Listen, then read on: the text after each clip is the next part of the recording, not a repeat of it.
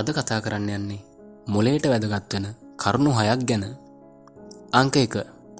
නිදහස් අත්හැරීම. අපේ ආත්මය හරි දක්ෂයි අපේ මුළු ජීවිත කාලයම අපිට එපා කරවන්න. සෑම තැනක්ම සෑම මොහොතක්ම එපා වෙච්ච අවස්ථාවක අපි තෝරගන්නේ නිදහස. මේ නිදහස අපිට හමුවන්නේ අත්හැරීම් ගණනාවකට පසුවයි. හැබැයි පරිස්සමෙන් සමහර විට අපි ගැන කෑ කරන අයත් අපිට මගහැරෙන්න පුළුවන්. අංක 2. දිනන්නෝ විශාල සිහින දකින්නෝය. දවසින් දවස අපි මේ ඉසව් පහු කරන්න සිහින දකිනවා. ඒත් ඔයා දකින්නේ හැමදාමත් දකිනම හිස් අහස නම් කවදාක්වත් ඔයාට ඔය ලින්ක් කටින් නම් උඩට එන්න වෙන්නේ නැහැ. ඇයි ඔයා දකින සිහිනය හරි පොඩි.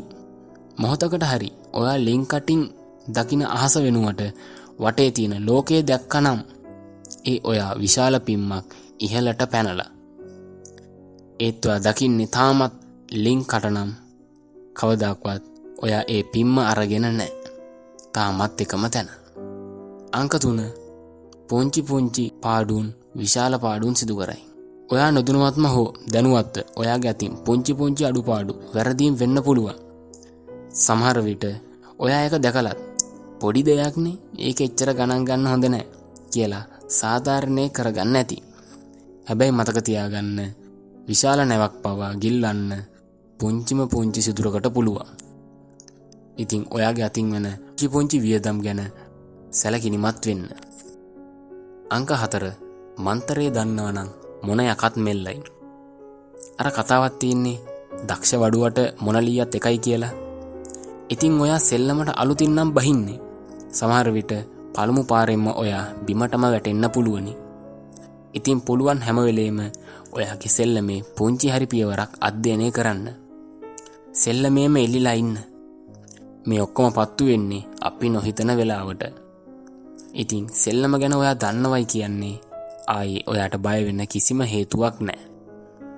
අංක 5. අවදානම් ගැනීම අසාර්ථකත්වයට මුල පුරයි. නොදන්නා වැඩකට අත ගැසීම ඇත්තටම අපි කරන වැරද්දක්.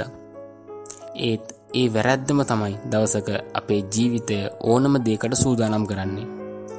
පළමු පාරෙන්ම අසාර්ථකයි. අනිවා දෙවෙනි පාරත් ඔයා උත්සාහ කරන්නම ඕනෙමයි. ඇයි දන්නවද? දෙවෙනි පාර ඔයා වැඩේට අත ගහන්නේ පළමු පාර වැරදිච්ච අත්දැකීමත් එක්කමයි. ඉතින් ඔයා දන්නවා ඒ වැරද්ද නිවැරදි කරගන්න විදිහ. ඇත්තටම අවදානම් ගැනීම හරි අසාර්ථක වැඩක්. නමුත් උත්සාහ කරන්න. මොකද අවස්ථා නැති කර ගැනීමෙන් අපරාධ කියා සිතන හැඟීමම හරි වේදනාකාරී. අංක 6. පුළුවන් තරම් ඉක්මන් වෙන්න. මේ ගැන නම් ආයේ අටුවා ටිකා නැහැ. මොකද මේක මටත් කෙලවෙන අවස්ථාවක්.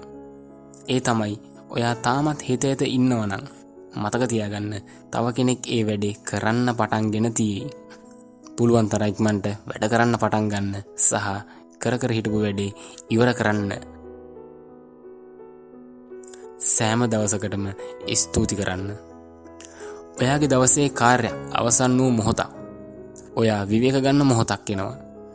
ඉතින් ඒ වෙලාවේ ඔයා වෙනුවෙන් සවිය වූ අයට ඔයා අදහන දෙවියන් වේවා එහෙම නැත්නම් සෝබාදහම වේවා අනිවාර්යෙන්ම ස්තුති කරන්න.